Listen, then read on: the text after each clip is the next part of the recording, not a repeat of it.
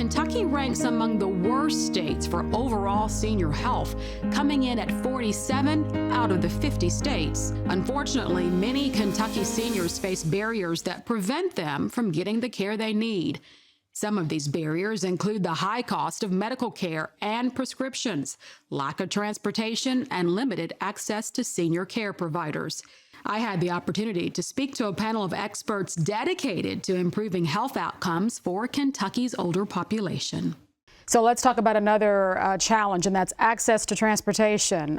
Once seniors do stop driving, which sometimes that's required, lack of transportation can be a barrier to getting to your doctor's appointments, preventive care, and either other services. So Commissioner Elridge, I want to ask you, there are various programs that the state helps to provide transportation. Yes. Are those being utilized? Yes. And are those sufficient? And what would be lacking? You know, there are an array of programs. One thing that I have the distinct honor of overseeing is Kentucky's almost 200 senior centers across the state. There's at least one senior center in each of our 120 counties, and in some of the more metropolitan areas, there's more than one senior center.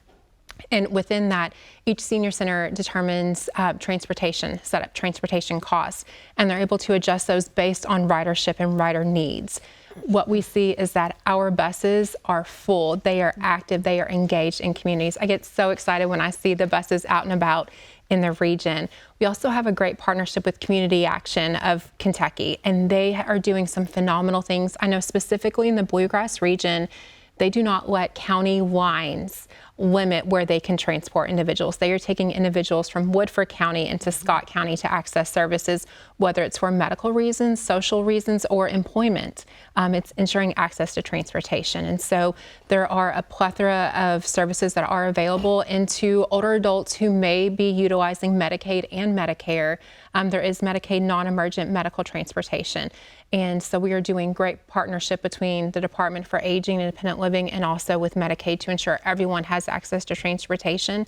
And I'd be remiss if I did not mention having access to transportation helps to support older adults' mental health and ensuring that they are engaged in the community. And the U.S. Surgeon General has identified that loneliness is one of our greatest healthcare crises.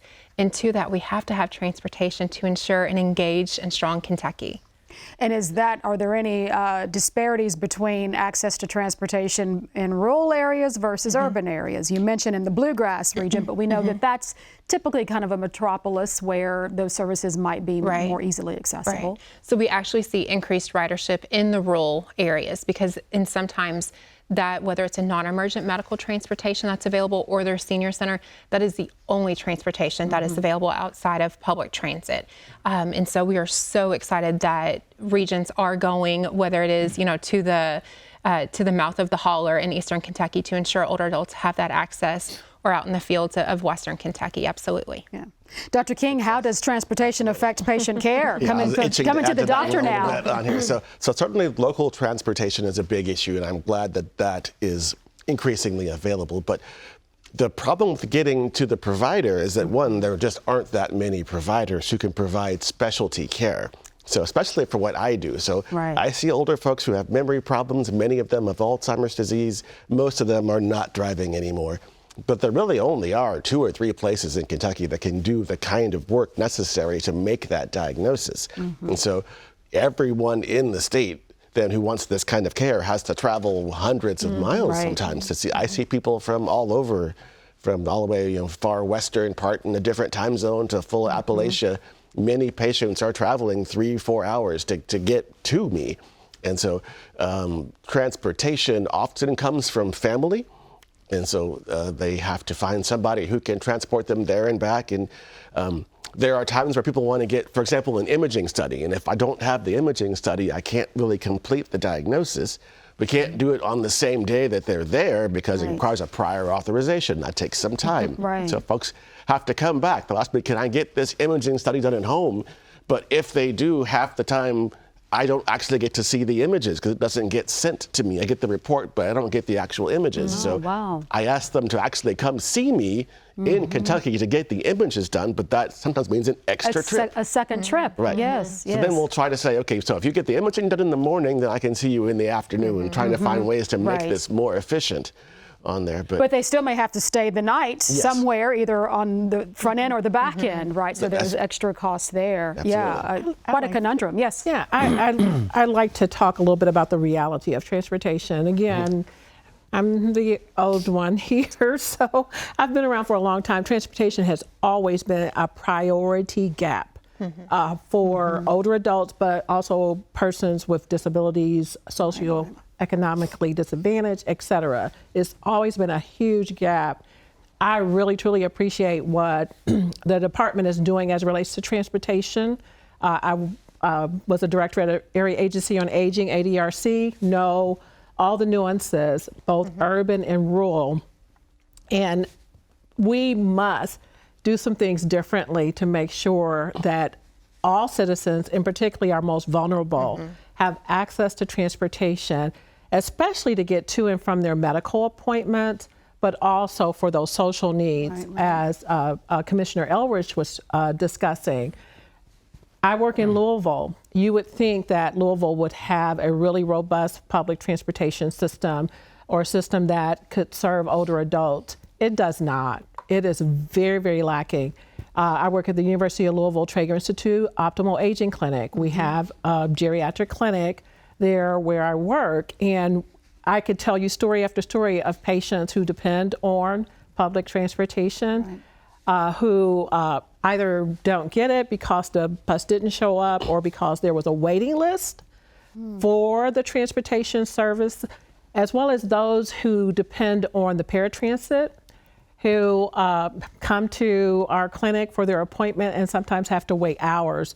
One situation, I know the person waited 5 hours for that transportation to return, to pick them up, to take them home. So there are so many different issues and challenges, too many that we can cover today, but I just wanted to, I wanted to share the urgency for us doing some things differently with transportation. I know there are some creative things that are happening at many of the area agencies on aging, at the department level, trying to think of other ways to make transportation available, like through using Uber, ride share, ride share, et cetera, volunteer type programs, et cetera.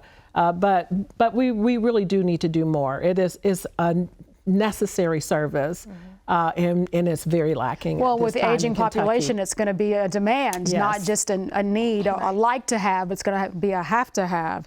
Mr. Atkins, I do want to ask you about the AARP driver safety course for older drivers. Tell us a little bit about that. Well, sure. The AARP Smart Driver course is a program that AARP has here across the state, and they do refreshing driver skills. That's what it's about.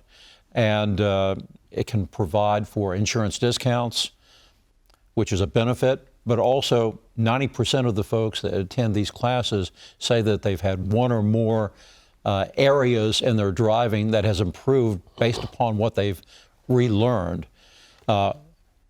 Over 16 million people across the country have gone through this smart driver course. So it's a positive impact. But with regard to the transportation issues that we've been talking about, one of the things that AARP advocates is livable communities.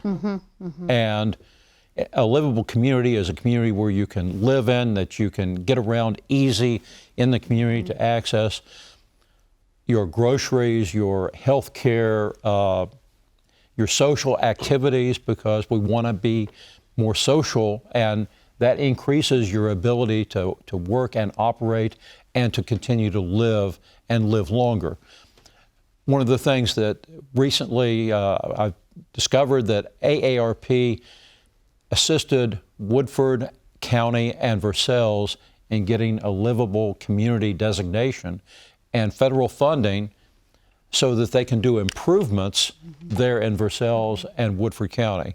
AARP had a film crew down there in Versailles last week. I was interviewed for that, and we're going to be doing workshops here later on this week about livable communities that will help folks and programs about that, both in the urban and the rural areas. Yeah. And to just go back to your point about the Safe Driver program, that's Yes. not recommended if you have a medical diagnosis that would prevent you from driving, right? Yes. So that's only if you've been, I guess, doctor cleared for continued driving. Let's talk about, go ahead, Renee, Commissioner. one thing, just want to make sure that everyone is aware of, legislation was passed recently and goes into effect January 1st of 2025, that all Kentuckians who hold a state driver's license will have to undergo vision screening as they renew their driver's license. So when they go in, it's free if you want to show up at your local driver's license office, and they will assess your screening there, or you can bring in a document from your vision doctor stating that you have vision, with utilizing glasses or contacts or what have you, but want to make sure that everyone is aware of that. And so the department is doing great work with the Transportation Cabinet to get the word out. Yeah, thank you for mentioning that, Commissioner. Very important.